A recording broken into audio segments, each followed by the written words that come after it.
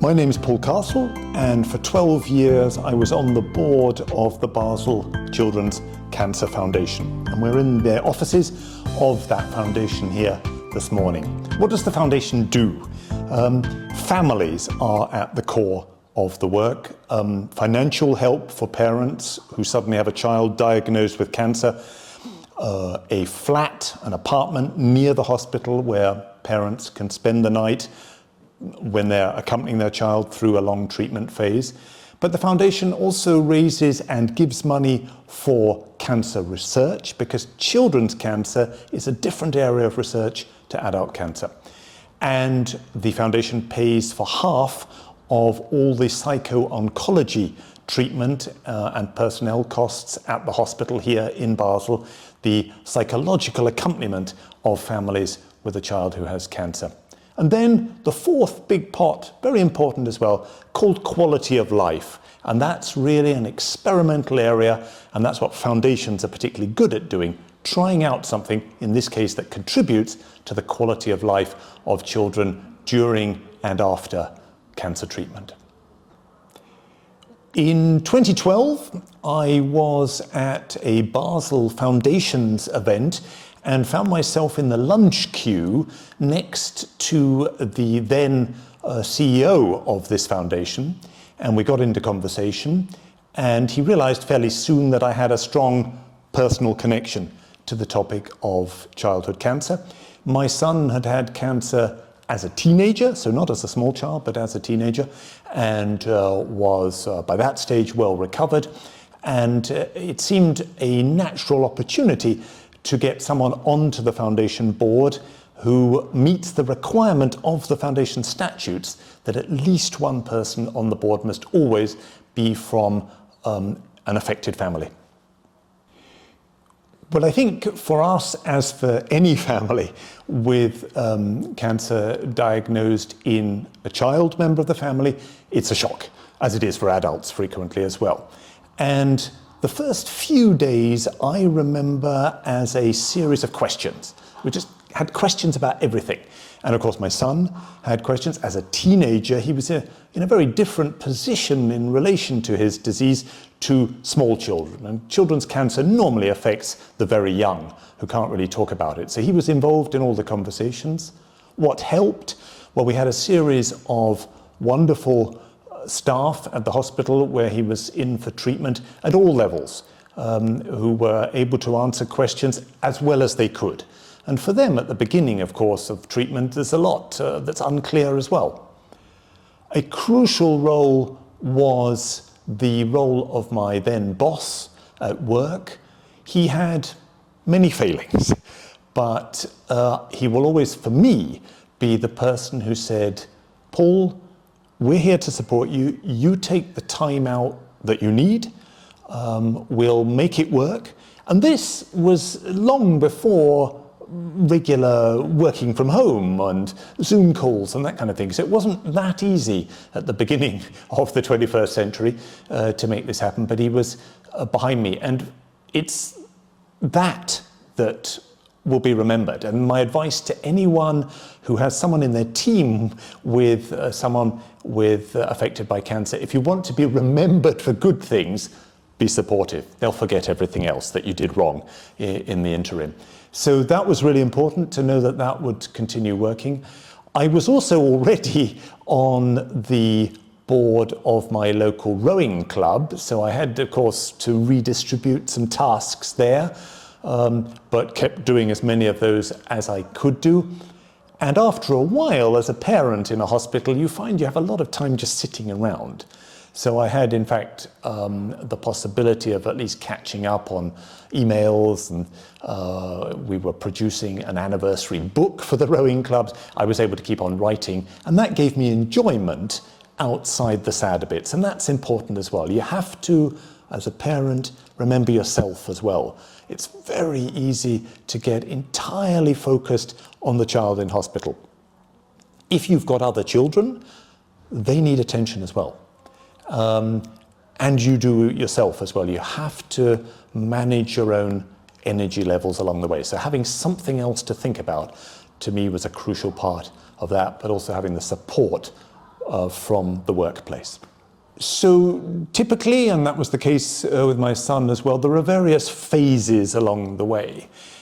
He was in and out of hospital for treatment there for about 6 months. And that, if you like, is the acute period. People often then asked afterwards, has he finished treatment? Is he completely healed? Well, you don't know, frankly. And children have to go back in for tests over a long period. All of his mercifully went well. But you're not really sure that you're over the hill for a couple of years at least. And in some cases, that process goes on a lot longer. He was extremely fortunate to come away with far fewer long-term side effects than many children do. Nowadays, the huge majority of children survive. So from an early stage, I had the comfort of statistics, of course, but you never know whether you're going to be one of the unlucky ones. But he came through and is now, now long in a professional life and is married, and life continues. But when do you know that that's the case? Hard to say, and I really can't remember when the moment exactly was when we said, okay, we're over the hill.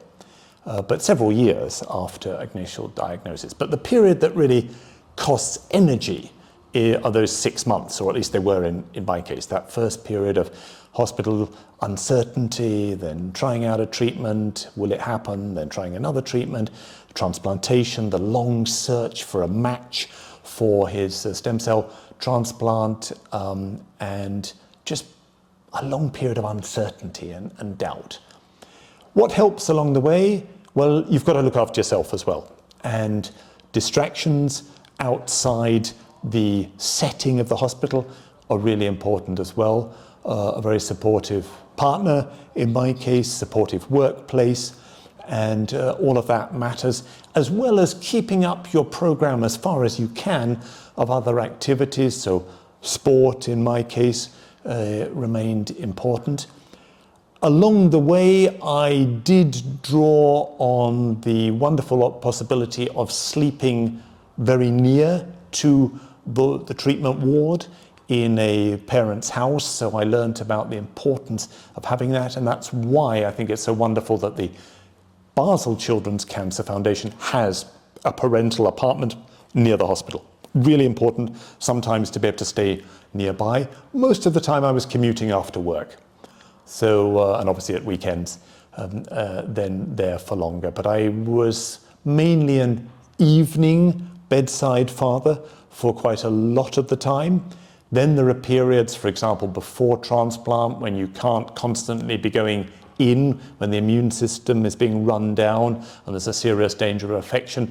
Then you have to talk at a bit more of a distance and so on. But again, remembering this was in the days before every hospital had decent Wi-Fi.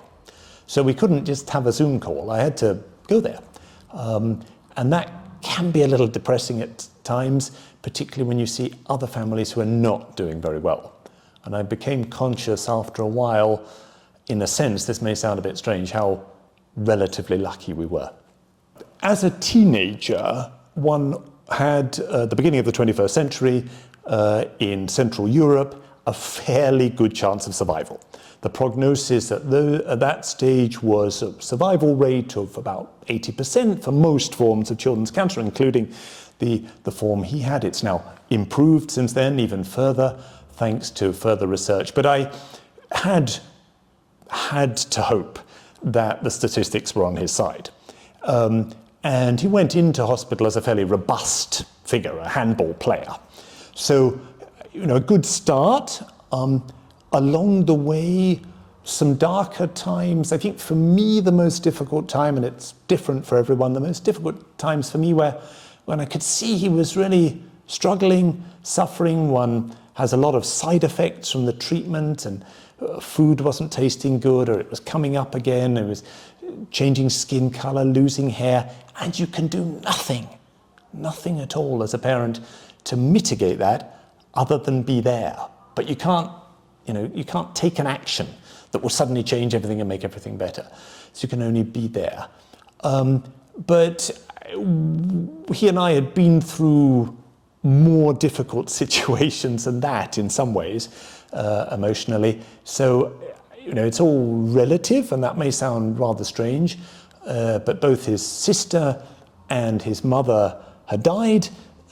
So, in a sense, this was part of a slightly unbelievable roller coaster journey, but we'd been to some dark places. And along the way, it's important to remember, we also had some good laughs. That may sound strange during cancer treatment, it's really important that you and the staff, who were very good-humoured and wonderful in many ways, are able to laugh from time to time as well. Also, to meet some slightly bizarre requests. I would go in the evening and my first act would be to take the shopping list. What do you feel like eating or doing? And I had some fairly strange requests along the way for things I could buy from the local supermarket. So there was always good reason to smile. Going home afterwards was difficult. I always, felt sad there and a bit incapable of making a difference, but looking forward to the next day and going again. What helped? Well, apart from sport and work and, as I say, a very supportive partner, I'm actually a lot more religious than most people probably assume I am.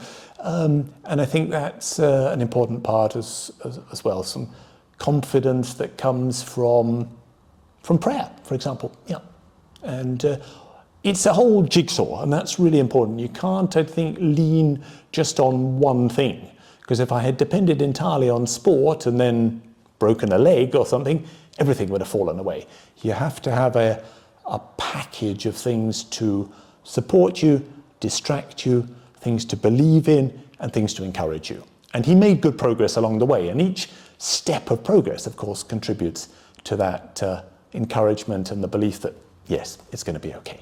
So I think it's important always to remember, and this isn't just related to children's cancer, related to all sorts of things in life, that sure, there are difficult phases, but there are also an awful lot of very good phases and great moments, but not just great moments, also great periods of life. And I have to say I'm enjoying one of those at the moment as a recently retired person. I think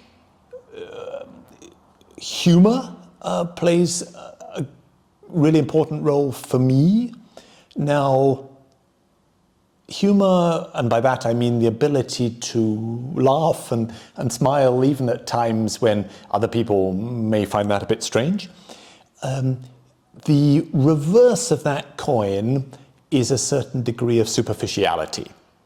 And I think superficiality a lot of people don't like, but it can in certain situations, of course, be another protective mechanism.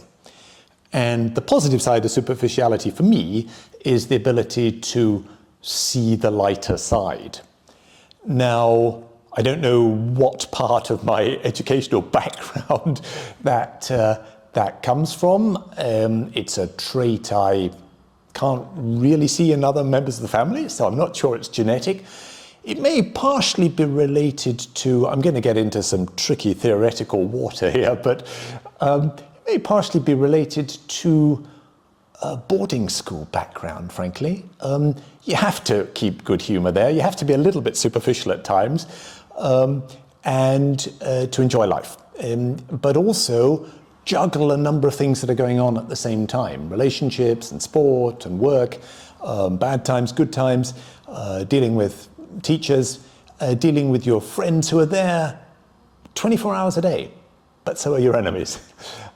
So that kind of thing, I don't know. I'm not going to theorize too much, but certainly the ability to see the lighter side of all sorts of things has helped me again and again in life. And I'm happy to take the criticism that I've heard from various quarters that the superficiality is a downside.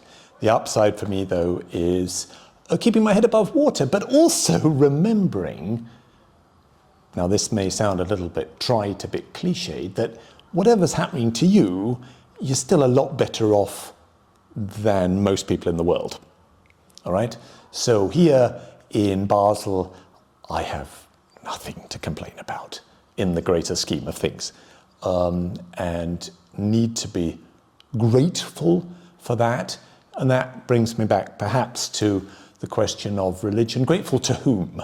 Well, obviously to a number of people, but also to, for the less religious, I might describe as the larger scheme of things. I've been overall, although this may sound strange, pretty fortunate in life compared with so many people. I'm very conscious that I often myself don't find the right words, the right question, the right comfort when I know that someone at work has a problem. And looking back, I have to say that the right people at work found the right words in my particular case. I think it's important, though, to get out and communicate proactively. You have to say what's happened, and don't leave it to doubt and rumours. And that's a mistake that I've seen in a number of work settings in the past. Someone is ill, is off sick. Okay, well, what does that mean? Let's get it out into the open. Is Mr. X going to die of cancer? Is Mrs. Y having a burnout? Why is it a secret? It shouldn't be. It's not something they've done wrong. You know, if you might not want to talk about being sent to prison as a reason for not being at work, but what's wrong with being sick? Talk about it. End the rumours and be clear. Some people go a step further and say what they want and don't want to hear. I read an interesting story recently of someone who got wonderful support while she was in treatment for breast cancer, and people had kept on telling her the difficult bit's going to be after treatment, after you're through the worst. And she didn't believe them, but it is. It's the long-term accompaniment of people where you want to find the right balance between being supportive and not being kind of over repetitive.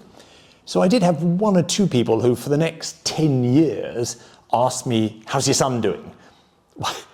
That's very kind, but he was doing fine. And by the time I'd said that for the 5th time, I was wondering, do we have another topic of conversation? I mean, let's be normal. Now that's a difficult one, and as I say, I'm very conscious of the fact that I don't find the right balance myself, particularly in situations that I don't know much about. So it's a tricky one, but my advice in general would be try and be normal. This person is not someone entirely different now to the person you've been working with for the last 10 years, just because they have an acute family or other issue, a challenge that's causing them a lot of difficulties. Just try and be with them on that journey and hope that they'll be open enough to seek any help if they actually need it. So one question I've had a number of times over the years is, how did your son's cancer change your life? Clearly changed his. How did it change your life? I think the overwhelming relic of all that time that's really stayed with me as something positive is a greater sense of gratitude than I would ever otherwise have had. And that gratitude is what, this is going to sound terribly saintly and holy, really encouraged me to join the board of the local Children's Cancer Foundation. I have something to give back. Now, I've got things to give back in other walks of life. Rowing as a sport, for example, has given me an enormous amount and enabled me to do things and go to places I would never otherwise have been in touch with. And I'm therefore happy to volunteer an awful lot for the sport of rowing as well. But in the case of children's cancer, I knew that I and my son had done a lot better than many do. The chance to work at a foundation whose very statutes say that you have to have someone on board who knows what they're talking about from a patient and a family point of view, not just the scientists on the board, I found wonderful. And you have a completely different level of conversation, both with parents, clearly, with hospital staff, but also with potential donors, large and small, if you can talk about your own journey and why it's important to continue supporting children's cancer. People have a lot of strange ideas about children's cancer. You know, they think Roche and Novartis and the Nationalfonds are doing all the research and everything. Well, they're doing great research, but it's mainly for adults. And it needs supported university research to do this very targeted research that addresses children's cancer. Children have different forms of cancer. They have it at a very different stage in life, of course, with different issues, and require different treatment. And you also have to think about wider topics like family support, including for brothers and sisters and so on. So it's a different area. And having those conversations as a non-scientist and yet still at eye level has been intensely rewarding for me. And I stayed my full maximum of 12 years on the foundation board. The statutes say you have to stop after a maximum of 12, and greatly appreciated that. So I think gratitude also for seeing the way that my life's, my son's life above all, has gone since then is another cause for gratitude. So rather than a personality trait, I'd say an outlook on life that I might not have had in that form. I was earlier known primarily for my cynicism.